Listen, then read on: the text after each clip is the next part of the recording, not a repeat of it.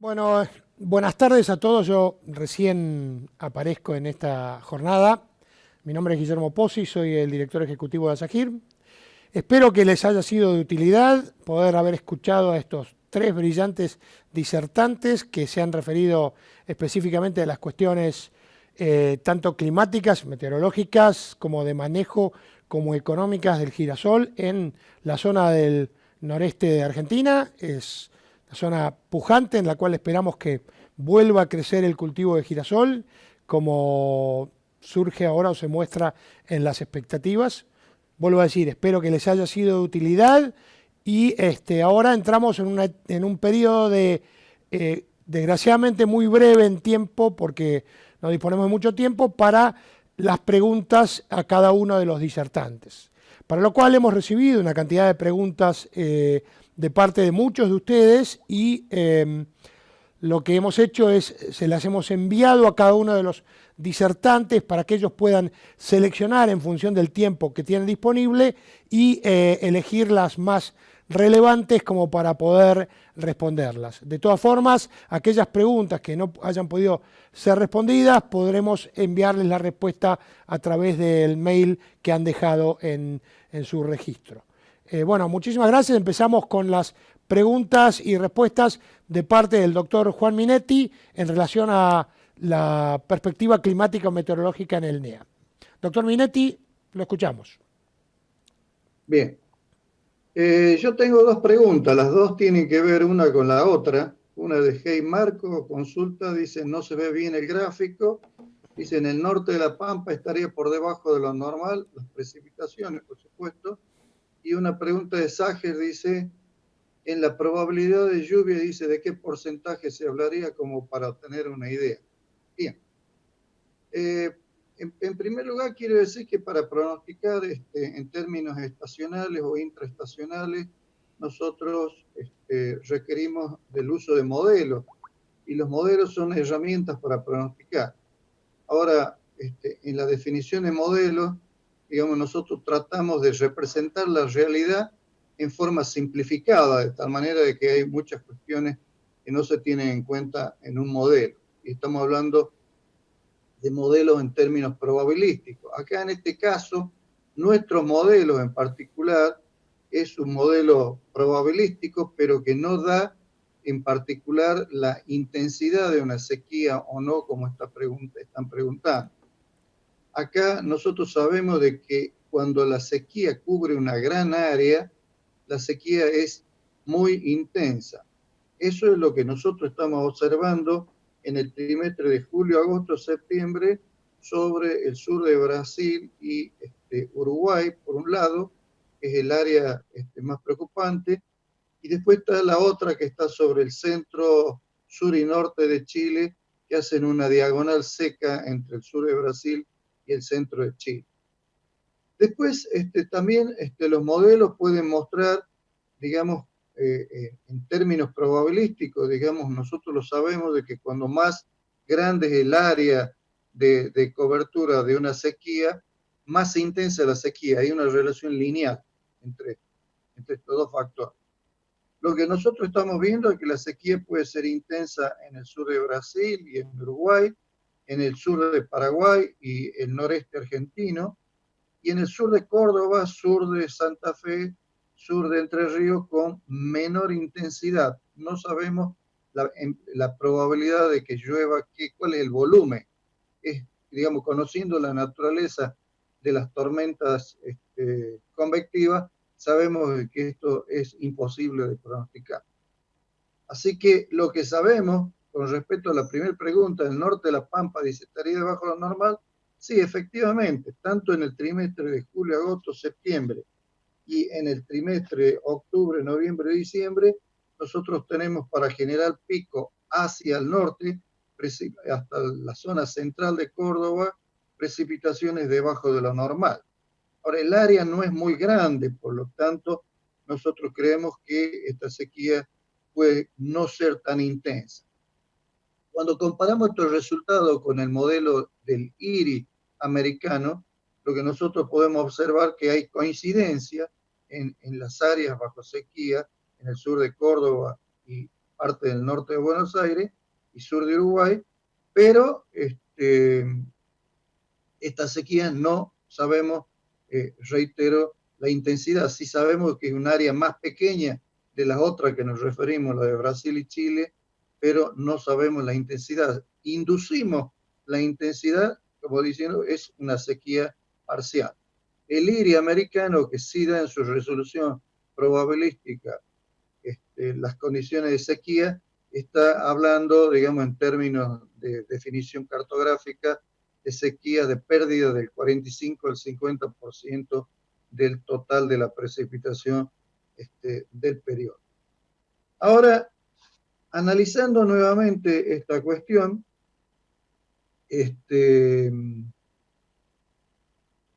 lo de tener una idea, la idea es, digamos, de que esa área, digamos, va a estar bajo sequía, pero no tenemos en términos probabilísticos cuánto sería la pérdida. Entonces, esa sería la respuesta de SAGE. En cuanto al norte de La Pampa, reitero, es mucho más seco el sur de Córdoba, con 4 meses secos de los 6, respecto de la zona central de La Pampa, que tiene 1 a 2 meses secos. Por lo tanto, el área de General Pico sería la más seca al sur de Córdoba, digamos. Yendo del norte a sur, sería la zona más afectada, pero está casi en el límite de lo normal. La línea que ustedes van a ver en el mapa representa la condición normal. Así que la condición normal pasa muy cerca de General Pico. Sin embargo, en General Pico dice 6 meses seco el modelo. Así que bueno, no sé si tengo alguna posibilidad de alguna otra pregunta por parte de los interesados, pero estos mapas los van a ver bien seguramente en la edición que va a hacer ASAGIR de estas charlas. Por lo demás, agradezco nuevamente a SAGIR por la oportunidad que nos ha brindado para mostrar estos resultados. Muchas gracias. Muchas gracias, doctor Minetti. Seguro que va a haber otras preguntas y se las haremos llegar. Ahora pasamos entonces a las preguntas que enviaron para el ingeniero Suil. Sebastián. Bárbaro, Guillermo, muchas gracias. Sí, hemos recibido algunas consultas y consideraciones. Yo, por una cuestión de tiempos, tuve que seleccioné 2 o 3, vamos a ver cómo llegamos con los tiempos. Una, específicamente hablando de los CLs, de los híbridos CL, que me preguntan de por qué rinden menos. En realidad, rendían menos. Estamos hablando de hace 10 o 12 años atrás, que nosotros los veíamos en la red de evaluación de cultivares. En aquel momento teníamos una red específica para evaluar los híbridos CL, en el cual se hacían los tratamientos específicos con el herbicida. Y en los primeros años de los CL, cuando empezaron a aparecer acá en el NEA, algunos rendían un poco menos, pero por un hecho de evolución de la genética. Pasaron 5 años de aquel momento y prácticamente los híbridos se pusieron a tono con los híbridos tradicionales de punta y hoy siguen, y hasta me atrevería a decir que hay varios CLs que rinden mucho más que los híbridos tradicionales que están en la punta.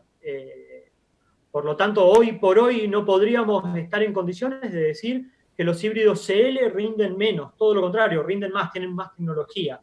El tema es que por ahí el paquete tecnológico que viene acompañado con el híbrido CL no se está usando, ¿sí? Por ahí hay ciertos manejos que se mantienen y se está perdiendo esa oportunidad de usar un paquete tecnológico de herbicida que es muy interesante y es muy bueno para los sistemas productivos del mismo.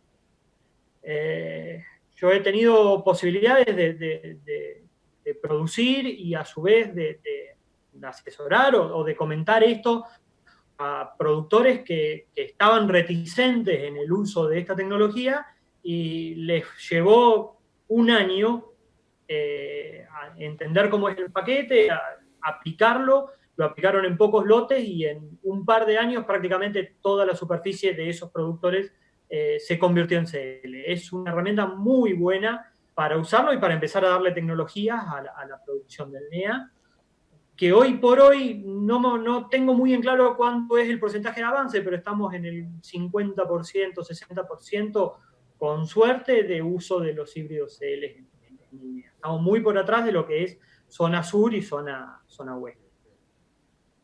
Así que por eso yo apuntaría a, es muy interesante el paquete CL, a que vayamos por ese camino, y por el mismo camino va los CL Plus. Es otra tecnología, es otro producto, pero igual va de la misma mano. Los híbridos no tienen diferencia, son híbridos que están en la punta de las tablas, son híbridos de punta, son híbridos con muchísimo potencial, y que lo único que hay que hacer es usar el paquete tecnológico como usamos paquetes tecnológicos para otros cultivos, ¿no? Otra pregunta que me pareció muy buena, en especial, si bien la respuesta es sencilla, pero me pareció muy buena como para analizarlo, porque no lo dije en la charla, es el peso que tiene la variabilidad de suelo en la estabilidad de los híbridos. Claramente nosotros tenemos ciertas zonas, y son muchas, es mucha la zona que tiene suelos overos, que tiene suelos de mucha variabilidad de tipos de suelo. Y en estos casos, por eso yo recalcaba la cuestión esta de conocer muy bien los ambientes en los que vamos a sembrar y conocer muy bien los lotes en los que vamos a sembrar. Porque en esos casos, antes de optar por un híbrido de muy alto potencial, yo pensaría en elegir o seleccionar un híbrido que sea más estable, ¿sí? Más que irnos por el híbrido de potencialidad, irnos por un híbrido que tenga estabilidad en ese tipo de ambiente, porque frecuentemente son ambientes que son muy restrictivos, y esa, la parte mala de los suelos overos, suele ser muy, muy restrictiva para la producción. Y hay varias preguntas que me encantaría responder, pero bueno, después la iremos respondiendo a medida que me pasen los mails, y yo se las voy respondiendo a cada uno. Otra de las preguntas es qué factores serían importantes resaltar pensando de ahora a la fecha óptima, que estamos bastante cerca. Yo siempre fui partidario, y todos aquellos que me conocen saben que soy partidario de irnos siempre a sembrar en fecha de siembra óptima. Yo entiendo que hoy por hoy la productividad la siembra de girasol, y por ende va todo de la mano con la productividad, es anticipar la siembra y tratar de sembrar lo más temprano posible. Pero los pronósticos nos están diciendo que, si bien hay que aprovechar el agua que hoy tenemos acumulada en el perfil, los pronósticos nos están diciendo que podremos llegar a tener algunos fríos, un frente frío en septiembre. Si sembramos muy temprano y con fríos medios tardíos, ojo con el tema de las heladas, porque por ahí los híbridos suelen ser sensibles o susceptibles a daños por heladas, principalmente cuando superan la etapa de B6, de 6 hojas. Ahí el cultivo es muy susceptible a heladas, y los problemas pueden ser graves. Así que yo iría más a una siembra dentro de los rangos óptimos, siempre mirando o tratando de ver los pronósticos climáticos y las temperaturas del suelo, tratar de que los suelos no estén tan fríos, y por sobre todo ir manejándolo con el tema de la humedad. En el NEA es muy complejo el tema de la humedad, porque hay mucha demanda en el ambiente, es una demanda evaporativa muy grande, por lo tanto la humedad que tenemos hoy no la tenemos mañana. Y no tenemos posibilidad, o hay pocas posibilidades, de generar una cobertura importante como para reservar ese volumen de agua. Y es por eso que ciertos productores se apuran en la siembra y anticipan la siembra. Pero siempre la recomendación es la misma: tratar de sembrar con humedad, saber con qué humedad sembramos, porque de eso va a depender la densidad de siembra, tratar de ajustar la densidad a las condiciones de humedad que tenemos, y por supuesto hacer todos los monitoreos de plagas específicos para el momento de la siembra no estar perdiendo stand de plantas por algunos problemas de plagas que son frecuentes en el a grandes rasgos es alguna de las preguntas que seleccioné y alguna de las cosas que me pareció importante recalcar. Las otras lo iremos respondiendo vía mail con los datos de contacto que cargaron cuando se loguearon. Aprovecho porque muchas de las preguntas y mucha de la gente que se está conectando y que está presente son amigos de muchísimos años, así que aprovecho a saludarlos a todos, Y bueno, Guille, seguimos con las preguntas para Jorge. Sebastián, muchísimas gracias. Te dejamos el compromiso de responder las preguntas que faltan para que todos puedan tener las respuestas y nosotros podemos servir como vehículo o canal para que las respuestas lleguen. Y ahora pasamos a, gracias de vuelta, pasamos a las respuestas a las preguntas que le llegaron al licenciado Jorge Ingaramo sobre los temas económicos. Jorge, por favor. Bueno, en primer lugar, hay una pregunta que se refiere a mi comparación con las exportaciones argentinas en dólares de 2008. El que pregunta dice que en ese entonces los precios internacionales eran muy altos y por eso no sería muy válida la comparación. Bueno, también es cierto que la producción argentina era de 4,5 millones de toneladas en ese momento. O sea que era también muy alta. O sea, en ese momento tuvimos exportaciones muy altas porque tuvimos una gran producción de girasol. Fue la última campaña, la de 2008, que pasamos de las 4 millones de toneladas con 4,5 millones de toneladas. Es cierto lo que dice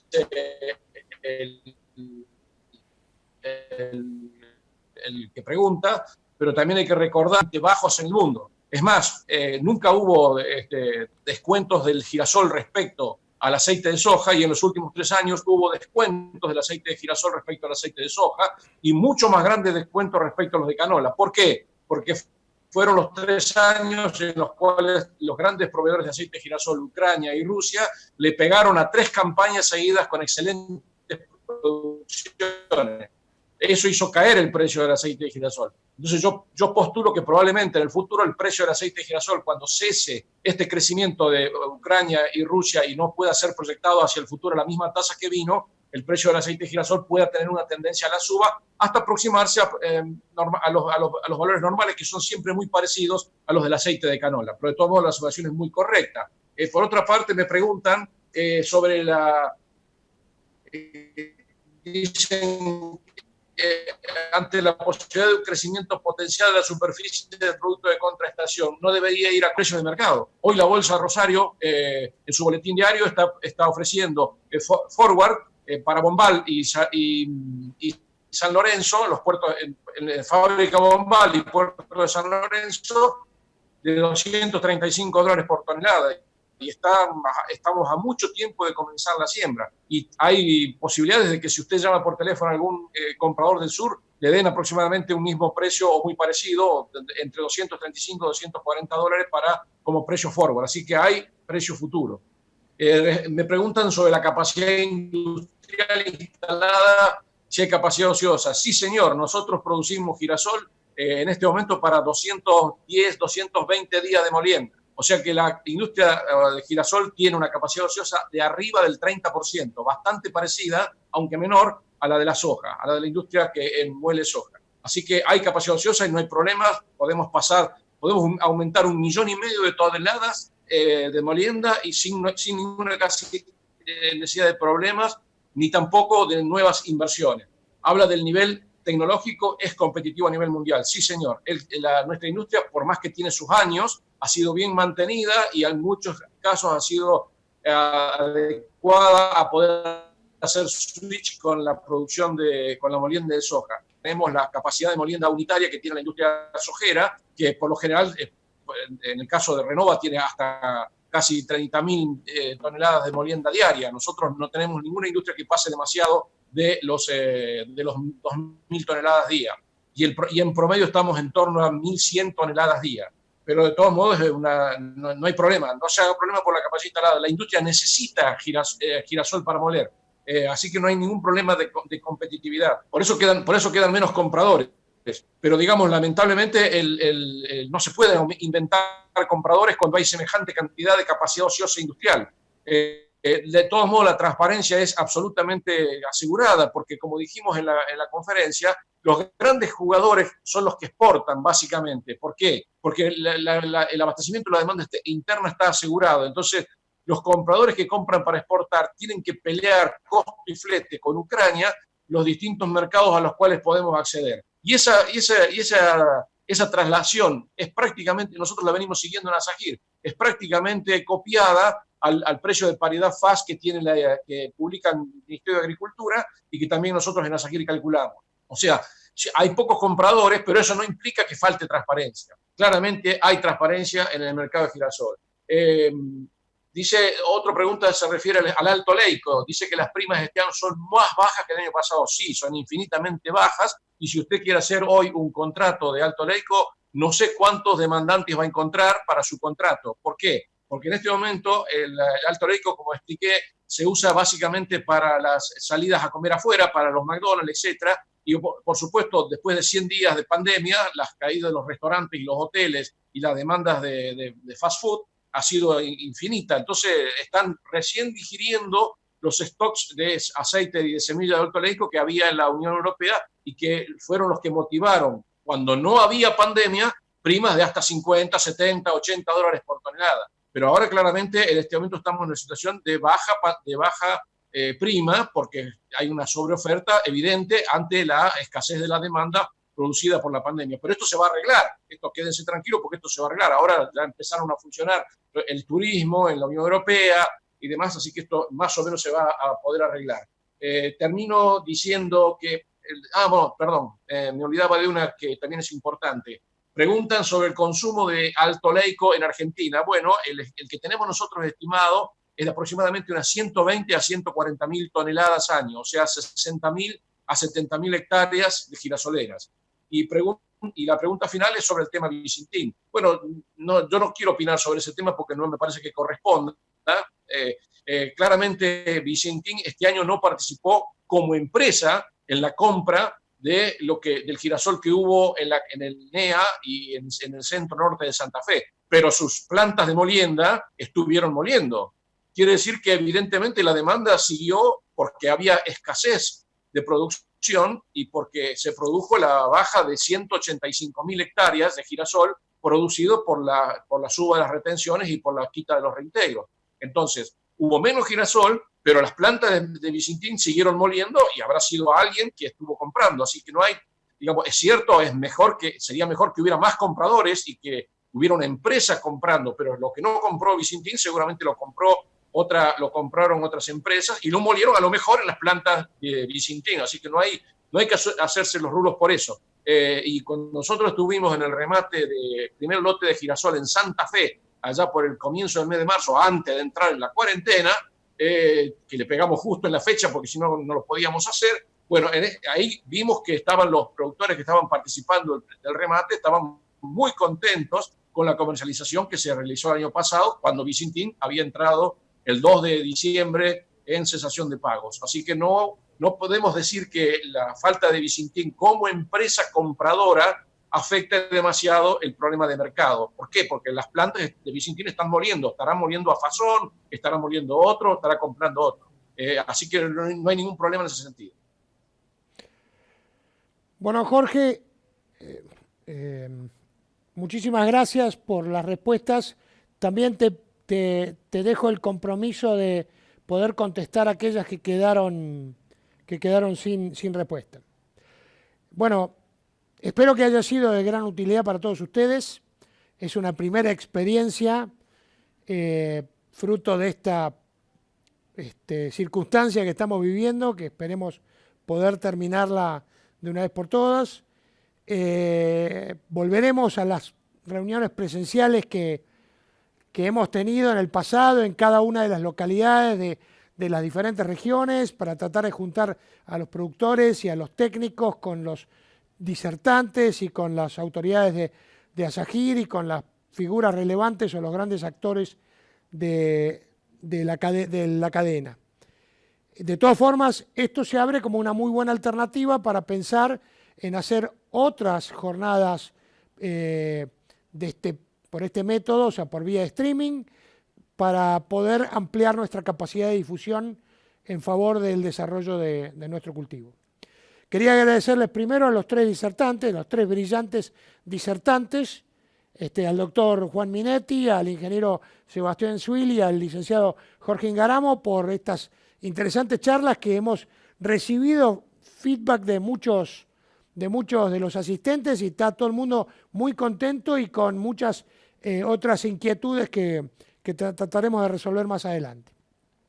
También quiero particularmente agradecer a todas las compañías, empresas asociadas a SAGIR que nos sponsorearon, que nos han acompañado y gracias al esfuerzo de ellos nos han permitido llegar con esta nueva vía de difusión a productores y técnicos de la cadena de girasol del país. Nuestro agradecimiento a todas ellas y esperemos que sigan apoyándonos como siempre nos han apoyado y además nos acompañan como socios activos y participativos en nuestras reuniones regulares. Quiero agradecer a Agrositio, gracias a su tecnología hemos podido llegar a todos ustedes. Agradecer al grupo Níquel de organización de eventos que se cargaron esto al hombro y organizaron todo esto para que saliera bien. Desgraciadamente tuvimos algunos pequeños problemitas con la conexión de internet, me explicaban los técnicos que es por una cuestión de disponibilidad horaria de ancho de banda, que siempre se produce a esta hora, que es al final pensamos que no nos iba a afectar, pero en algo nos afectó. Algunas de las respuestas de Jorge Ingaramo quedaron cortadas, pero se las haremos llegar por vía escrita. Quiero agradecer particularmente al ingeniero Rubén del Fabro, de Reconquista, quien nos dio una mano muy importante para hacer una conscripción de técnicos y de inquietudes de la zona norte para ayudarnos para que esta reunión salga bien. Y por supuesto a toda la gente que estuvo involucrada para lograr que esto funcionara. Los invitamos a las futuras reuniones, vamos a volver a hacer otra jornada de estas para la zona oeste de la provincia de Buenos Aires. Pensamos que ya informaremos la fecha, será para fin del mes de julio y otra más para la zona sur, sea sudeste y sudoeste de la provincia de Buenos Aires, que estimamos que será para fin de agosto. Esperemos que todo esto sea de utilidad, espero no haberme olvidado de nada y les mando un gran abrazo a todos y esperamos verlos de vuelta en las próximas jornadas que vamos a tener. Un gran abrazo y muchas gracias.